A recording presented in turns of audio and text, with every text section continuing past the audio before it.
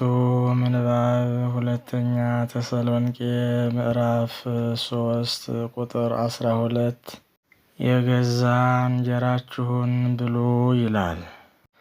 ሐዋርያው ቅዱስ ጳውሎስ ስለ ሥራ ያስተላለፈው መልእክት ነው። ሥራ ክቡር ነው፣ ያስከብራል።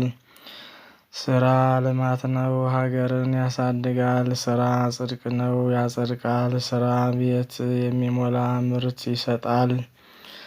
ከልመናና ከቅልውጥ ያድናል። ሐዋርያው እንዳለው ሥራ የማይሰራ ወይም ሥራ ፈት የሆነ ሰው ነገረኛ ይሆናል። ነገር ሲያጠነጥን ይውላል። በሰው ነገር እየገባ ይፈተፍታል። የማይሰራ ሁልጊዜ ከቅልውጥና ከልመና ወጥቶ አይወጣም። ሐዋርያው ራሱን ምሳሌ አድርጎ መልእክቱን የሚጽፍላቸው ምዕመናን የሰው ሸክም ሳይሆኑ በገዛ ላባቸውና ወዛቸው እንዲጠቀሙ ይጽፍላቸዋል። ቅዱስ ጳውሎስ የሕዝብና አሕዛብ አስተማሪ ሲሆን በሚያስተምራቸው ምዕመናን ላይ ሸክም ሊሆን አይፈልግም ነበር። ድንኳን እየሰፋ በራሱ ሥራ ነበር የሚተዳደረው። ስለዚህም ሐዋርያው ቅዱስ ጳውሎስ የመጀመሪያውንም ሆነ ሁለተኛውን መልእክቱን ለተሰሎንቄ ሰዎች ሲጽፍ ወንድሞች ሆይ ድካማችንና ጥረታችን ትዝ ይላችኋልና ከእናንተ በአንድ ስንኳ እንዳንከብድበት ሌሊትና ቀን እየሰራን የእግዚአብሔርን ወንጌል ለእናንተ ሰበክን ብሏል። አንደኛ ተሰሎንቄ ምዕራፍ 2 ቁጥር 9 ምሳሌነቱ ይህ ነው። አስቀድሞ እግዚአብሔር የሰውን ልጅ ሲፈጥረው ከሥራ ጋር ነው። ያለ ሥራ ተቀምጦ እንዲበላ አልፈጠረውም። ተገበራ ለምድር ገነትን ኮትኩታት አልማት ብሎታል። ዘፍጥረት ምዕራፍ 2 ቁጥር 15 ሥራ ወዳድ መሆንና ሥራ መስራት ከራስ አልፎ አገርን በምጣኔ ሀብት ያሳድጋል። አገር በምጣኔ ሀብት ካደገች ደግሞ ኢንዱስትሪዎች፣ የእርሻ ልማቶች ይስፋፋሉ።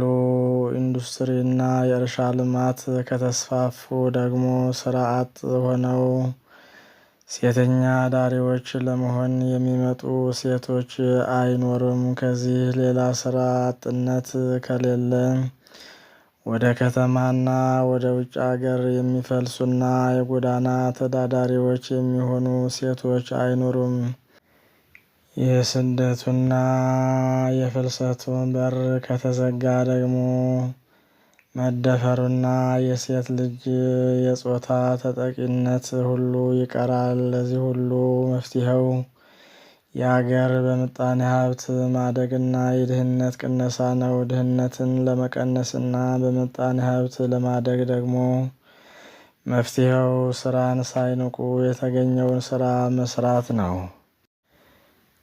የፍልሰት ምክንያቶች በአገራችን ከተስፋፋው ድህነትና በከተማና በገጠር መካከል ካለው ያልተመጣጠነ እድገት የተነሳ ብዙ ሰዎች ከገጠር ወደ ከተማ በመፍለሳቸው ነው።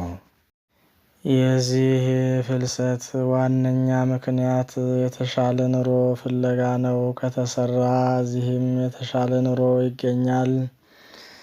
ጥናቶች እንደሚያመለክቱት አብዛኞቹ የሚፈልሱት የተሻለ የትምህርትና የስራ ዕድል ለማግኘት ሲሆን በተለይ ደግሞ ሴቶች ልጆች በቤተሰብ ውስጥ ከሚደርስባቸው አላስፈላጊ ተጽዕኖ ያለ ዕድሜ ጋብቻ ከሚያስከትልባቸው ችግር በመሸሽ ወደ ከተማ ይፈልሳሉ። ስለዚህ ከዚህ በላይ ከተገለጠው ችግር ነፃ ለመሆን በገጠርም ሆነ በከተማ የሚኖሩ ሁሉ ስራን ሳይንቁ በመስራት ከፍልሰት መራቅ የህብረተሰቡ ባህል እንዲሆን ትምህርት መስጠት አስፈላጊ ነው።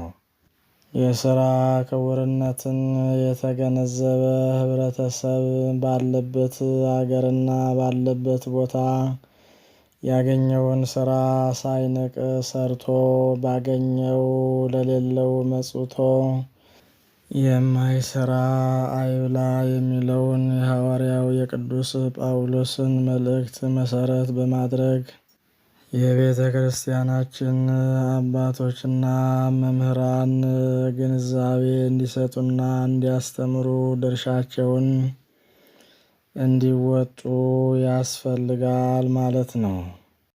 ሥራ የምንሰራበትን ጤና ሰጥቶን ባገኘነው ነገር ሁሉ ለሌለው አካፍለን ስመ እግዚአብሔርን ጠርተን ንስሐ ገብተን ቅዱስ ሥጋውን ክቡር ደሙን ተቀብለን የመንግሥቱ ወራሽ የስሙ ቀዳሽ እንድንሆን በቸርነቱ ይርዳን። በሰማነው ቃል ይባርከን፣ ይቆየን።